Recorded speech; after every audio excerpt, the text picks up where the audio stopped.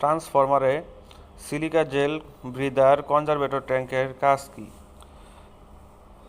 ট্রান্সফরমারের ভিতরে থাকে এক ধরনের তেল, যে তেল ট্রান্সফরমারের ইনসুলেশন রেজিস্ট্যান্সের কাজ করে এবং ট্রান্সফরমারকে ঠান্ডা রাখার কাজেও ব্যবহার করা হয় এই তেল।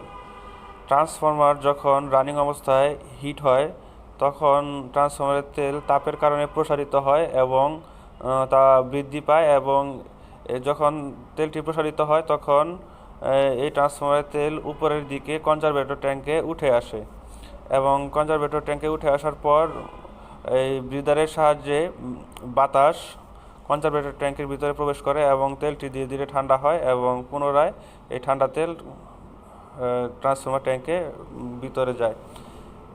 এখানে দেখতে পাচ্ছেন এগুলো হচ্ছে সিলিকা জেল। এই সিলিকা জেলের কাজ হচ্ছে বাতাস থেকে আর্দ্রতা শুষে নেওয়া এবং বাতাসকে ফিল্টার করা।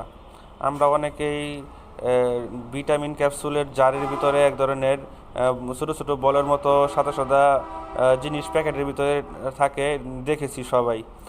সেটি আর এই সিলিকা জেল একই, শুধু গ্রেডের মধ্যে পার্থক্য আছে। এই সিলিকা জেল ব্রিদারের ভিতরে থাকে। এই সিলিকা জেলের ভিতর থেকে যখন বাতাস কনজারভেটর ট্যাঙ্কে প্রবেশ করে তখন এই বাতাসের মধ্যে থাকা যাবতীয় আর্দ্রতা অর্থাৎ যে বাতাসকে ড্রাই করতে এই সিলিকা জেল ব্যবহার করা হয়।